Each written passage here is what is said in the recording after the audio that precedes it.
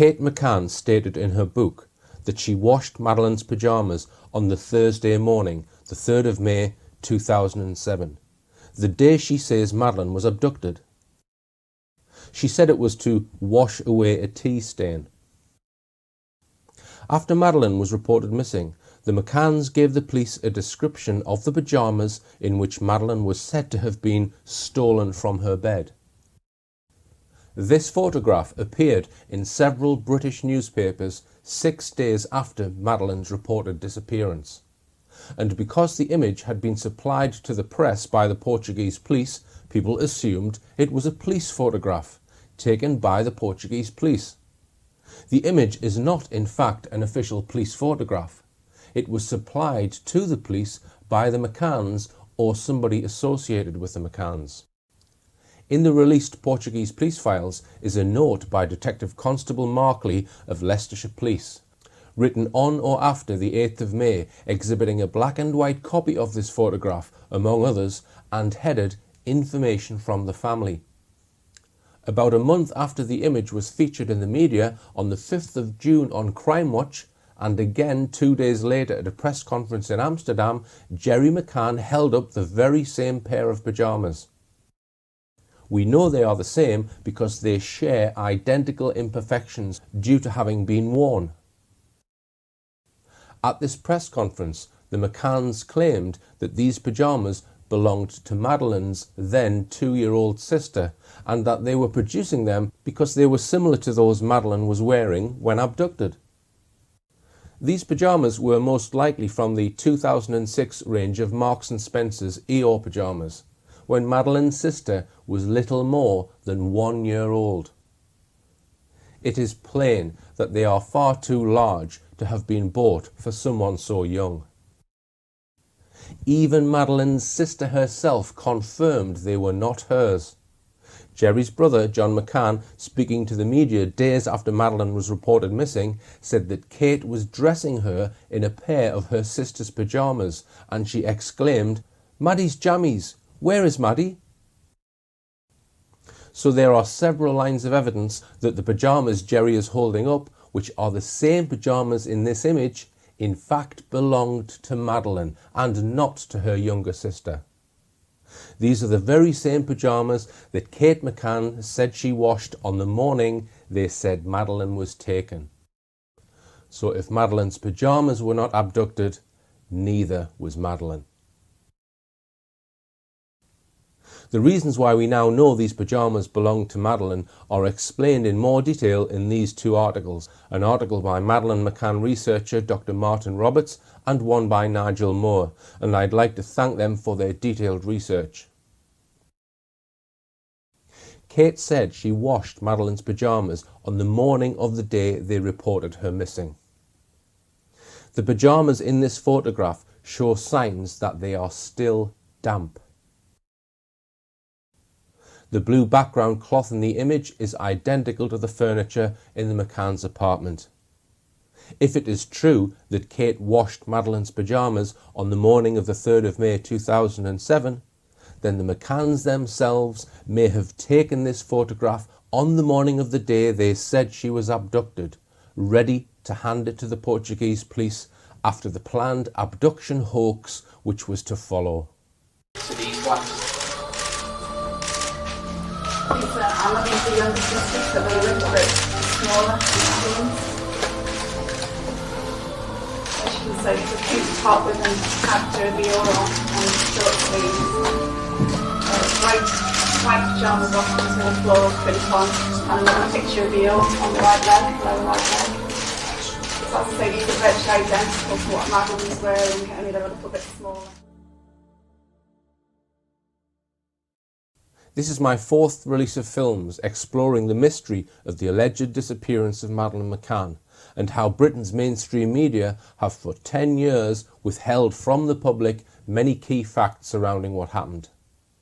In my first set of films, I set out hundreds of facts which to me suggest Madeleine died in her parents' holiday apartment in Praia da Luz and that they, perhaps helped by others for whatever reason, covered up her death. I examined the findings of one of the world's top dog handlers, Martin Grime. His cadaver and blood dogs between them made 17 alerts to the past presence of a corpse and blood. I discussed the McCann's reactions to these dramatic findings. This is the first time that you give us a big interview, not being arguidos since then. So now I feel free to ask you this directly. How can you explain the coincidence of the scent of the cadaver felt by British and not Portuguese dogs? Sandra, maybe you should be asking the judiciary because they've examined all of it. But don't you have an explanation we're for obviously that? Madeleine's mum and dad, and we're desperate for people to help us find Madeleine, which is why we're here today. The majority of people are inherently good, and I believe the majority of people in Portugal are inherently good people, and we're asking them if they'll help us spread this message to that person or people. So you don't have any explanation for that? Ask the dogs, Sandra. Ask the dogs, no, Jerry. Now I think that I feel free to ask you. They also claimed the dogs had only alerted to dirty nappies or rotting meat. I dealt with mountains of circumstantial evidence which, in my opinion, implicate the McCanns and some of their friends in the cover-up of Madeleine's death. There were irreconcilable contradictions between witness statements.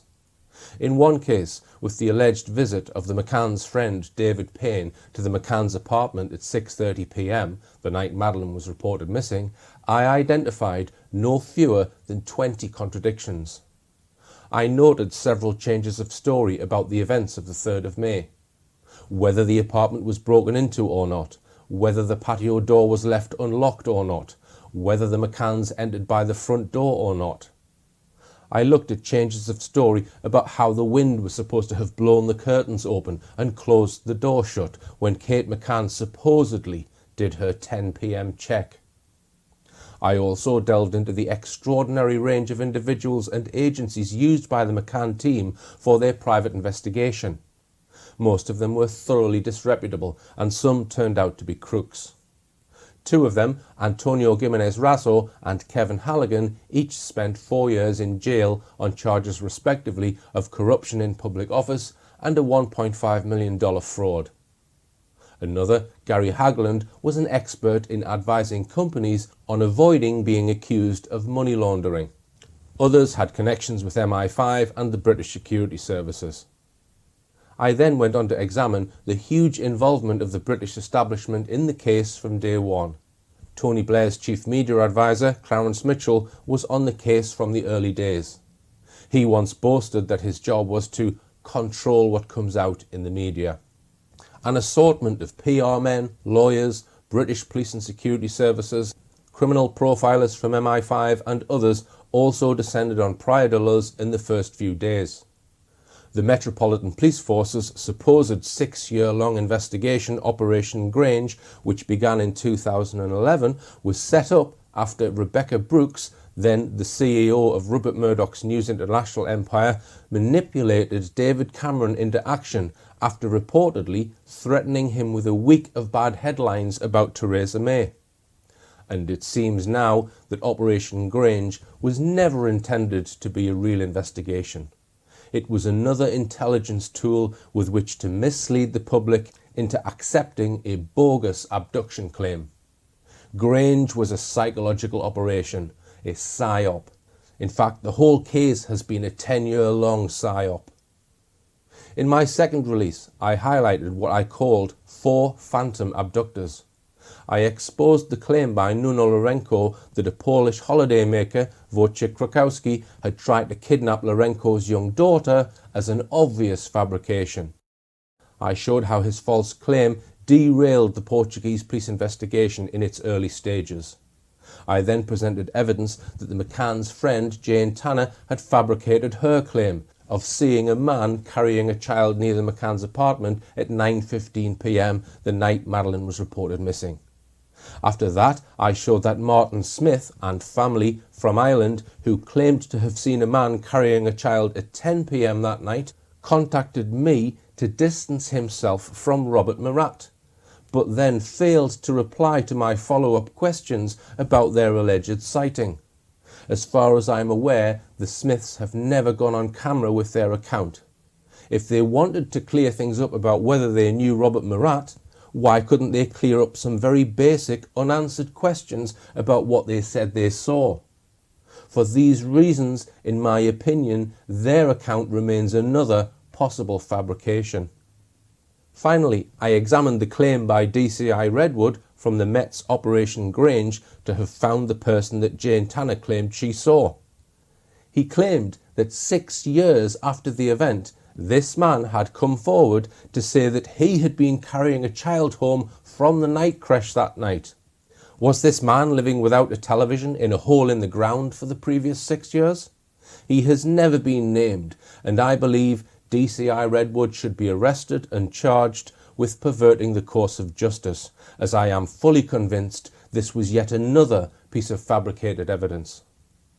In my third release, titled When Madeleine Died, I examined every claimed sighting of Madeleine working backwards from 10 p.m. on the Thursday the 3rd of May.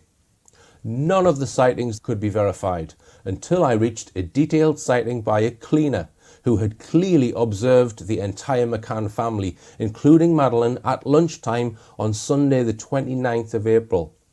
With the help of a retired police superintendent who has studied the Madeleine McCann case for the past 10 years, I was able to present convincing evidence that the so-called last photo of Madeleine, which the McCanns said was taken at 2:29 p.m. on the Thursday the 3rd of May, was probably taken at lunchtime 4 days earlier on Sunday the 29th of April.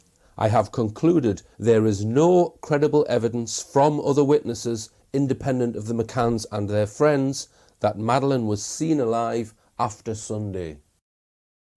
In November 2016, I travelled to the United States to get the opinion of highly respected statement analyst Peter Hyatt, who is an expert in analysing witness statements for possible deception. I recorded a 2-hour-long interview in which Peter Hyatt analysed an interview the McCanns gave for Australian television in 2011. Although Peter Hyatt had not watched any of my films, he came to identical conclusions. What I concluded from just this interview itself is that Madeleine is dead, the death was not intentional, that they have disposed of her remains in a hidden manner of which they feel confident will not be found. The cause of death was likely not intended and may have included both causing her to be very sleepy and a fall. They have feared being accused, their concerns about themselves, and that the time frame that they've given must be questioned. Those are things that I conclude strongly. Now, underneath that is the possibility of sexual abuse being part of this equation is strong.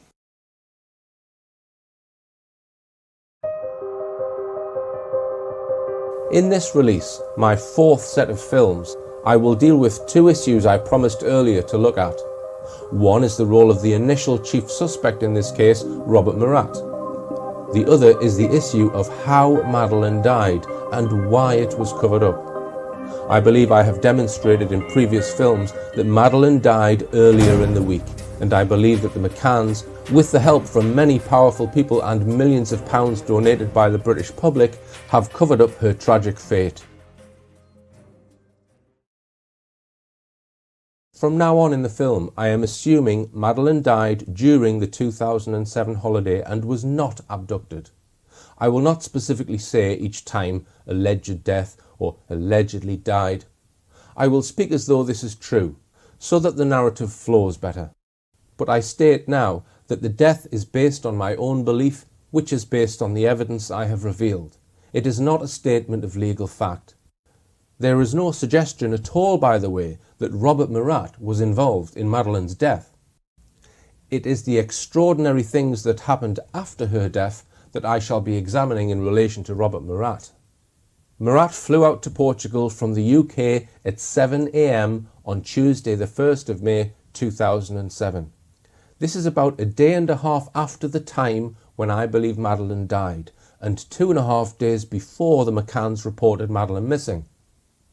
Murat was born in London in 1973. At the time of Madeleine's reported disappearance, he was just 33 years old. His father, John Murat, was born in Portugal, but he was sent to England to be tutored at the Hillbrow School, an exclusive boarding school in Eastbourne. Later he went to Bradfield College, where he was a contemporary of comedian Tony Hancock. When Murat was less than 1 month old, his parents moved from England to Portugal, initially living near Lagos, where Mr. Murat Sr. pursued property interests. He died when Murat was 12. Murat's aunt and uncle, Sally and Ralph Everleigh, also live close by in Burgao. In my first Madeleine film, I filmed at their property, Salsalitas, which was subject to a long search by the Portuguese police following Madeleine's disappearance. Like his parents, Murat's early life was split between Portugal and England. During this time he became bilingual in Portuguese and English. His early education was at the English language Barlavento School and the International School on the Algarve coast. He was then sent to England to study, finally returning to a secondary school in Lagos until he was 16. Then he went back to England and lived with his maternal grandmother in Sidmouth, Devon for a spell. This unsettled, to and fro way of life in England one moment and in Portugal the next may explain the very disturbing statement I am now about to read from. It was a witness statement taken by the Portuguese police from a family friend of the Murats, a Mr. Carlos Costa. I can't guarantee its accuracy, as his evidence hasn't been tested in court, but I believe we should take it into account in order to shed possible light on Murat's psychology before we look at his involvement. He has known Robert Murat for about 25 years. He got to know him while working at Jacinto and Murat from 1982 to 84.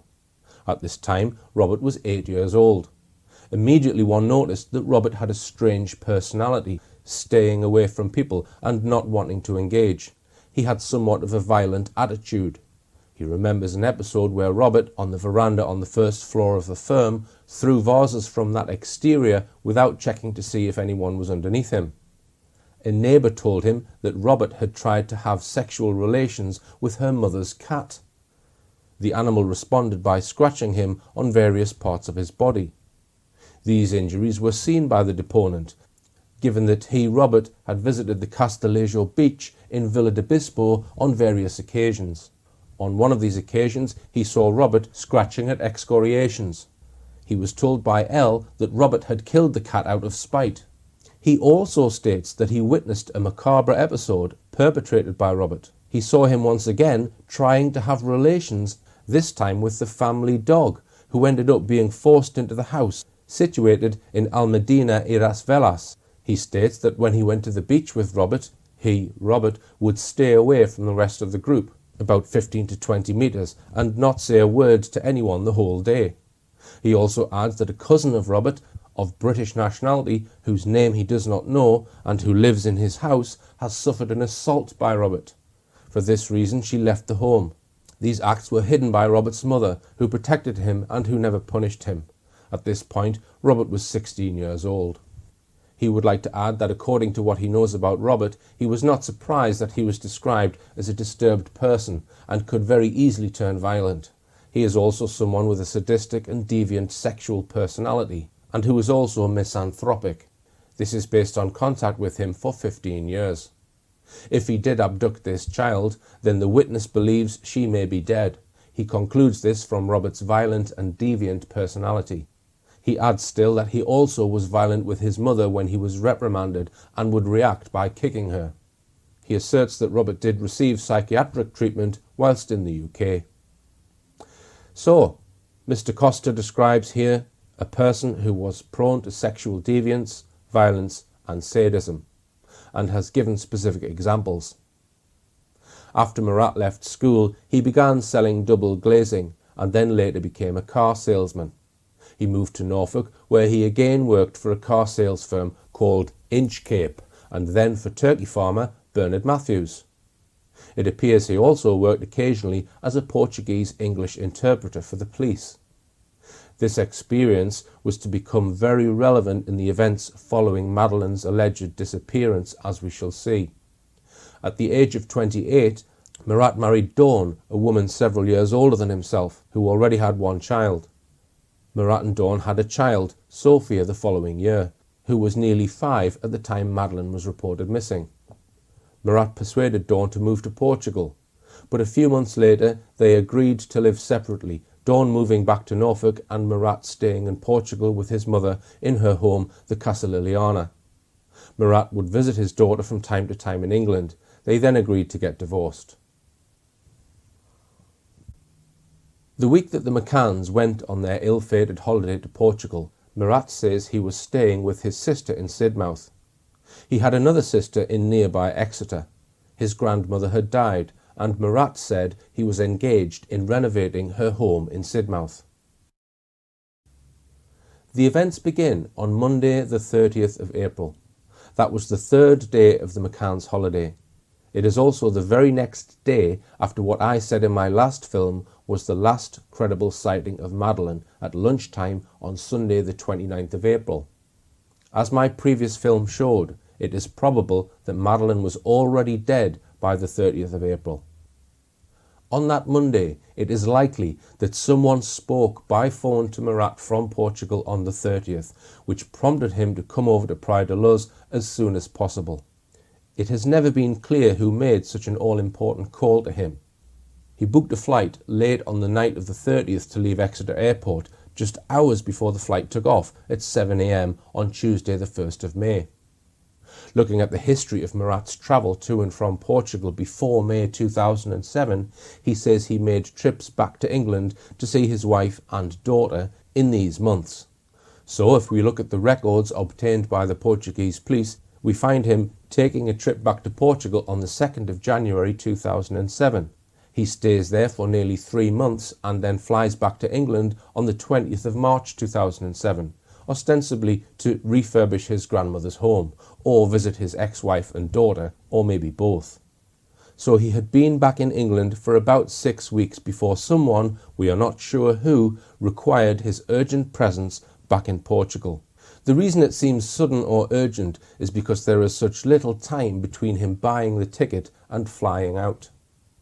If we examine the telephone records from the landline of Robert Murat's mother, Jennifer Murat, these reveal quite intense telephone activity on Monday the 30th of April between her phone and 2 Exeter telephone numbers, one of them being Murat's sister's phone, where Murat appeared to have been staying at the time.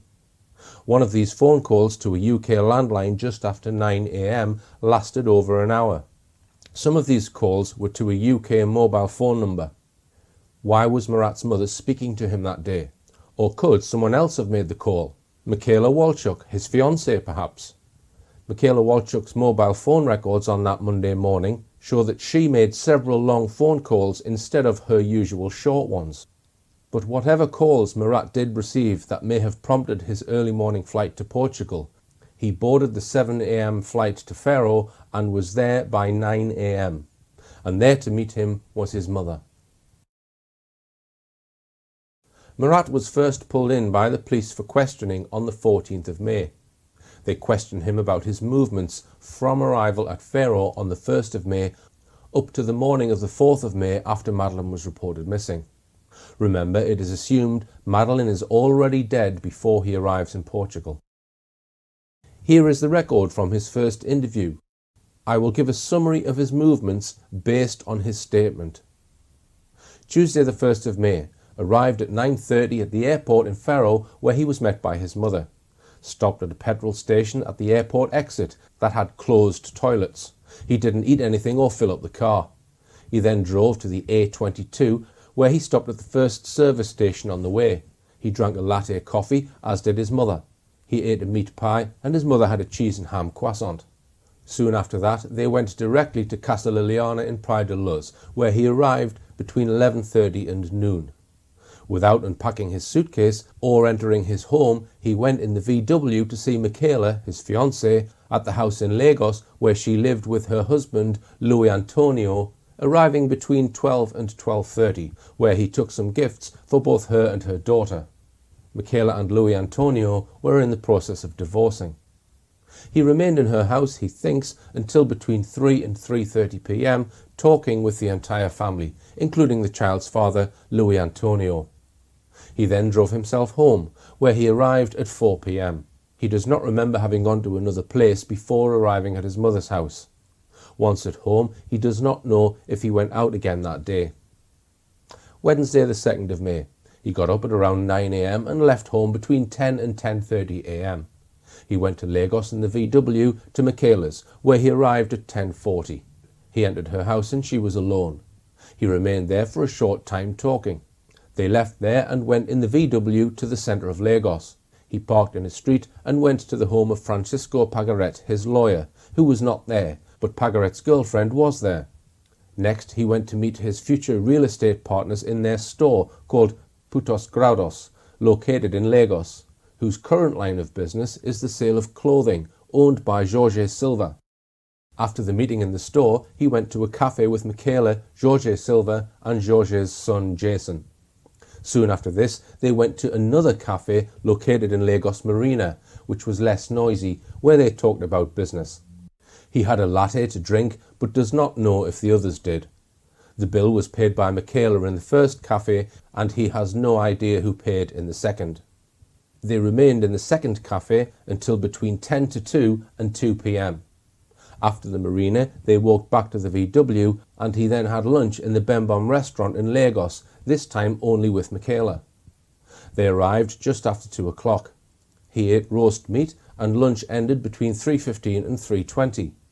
They then went to the school to pick up Michaela's 8-year-old daughter, arriving at around 3:25. They then went back to the home of Pagaret, who this time was present. They spoke with Pagaret about Murat's divorce and about building properties while standing next to the VW. He and Michaela then returned to Michaela's house in Lagos with her daughter. He remained in the apartment with Michaela and her daughter for a long time. Her husband Louis arrived by 9 p.m. or shortly after, when they were having dinner of pork or turkey. He left Michaela's home at between 10:30 and 11 p.m. in the VW and went to his mother's house in Praia de Luz, parked the vehicle in front of the house, spoke with his mother who was awake, played cards on his computer and went to sleep between 1 and 1:30 a.m. He remained at the house until the next morning. Thursday the 3rd of May. He woke up between 8 and 9 a.m, took a bath, dressed, drank some tea, then left the house in the VW at 10. He presumes he went to Lagos to see Michaela. He does not know where he parked the VW. He went up to her apartment, rang the bell, Michaela opened the door. Only Michaela was at home. They talked about the website for their real estate project in the lounge and in the kitchen for quite some time. They left the apartment at around noon in the VW, taking the roads towards Portimao. Before Odexer, they went round the access roundabout to the A22. 10 to 15 minutes after leaving the apartment, they came to the petrol pumps of the Galp M24 service station on the A22, where they had lunch.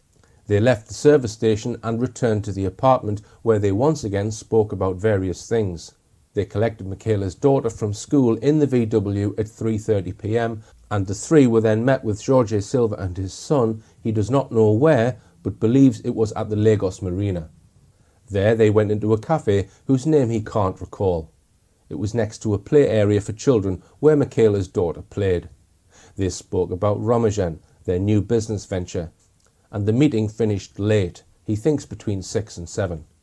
Everybody left together, went to the VW, which was parked in the car park at the rear of the marina. They gave a ride to Jorge Silva and his son, dropping them off at the bus station next to the CTT in the city, arriving between 7:15 and 7:30.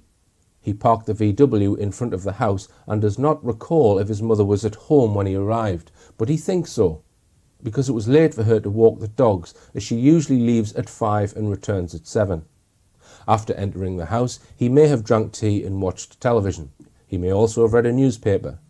He talked with his mother about Ramajan, ate a ham and cheese sandwich, sitting in the kitchen with his mother, until between 10 and 11 p.m. Contrary to what he said originally, he was not with Michaela when she went to a Jehovah's Witness meeting between 8 p.m. and 10 p.m. This is why he didn't phone her, because she turns her phone off in the meetings. He doesn't know if he called her after 10 p.m, but accepts that is a possibility. He was at home with his mother when at 10:30 p.m. or a little later, he heard the siren of an ambulance or police. He commented on that to his mother. However, he did not leave the house to investigate. He did not leave again until the next morning, having gone to bed around midnight.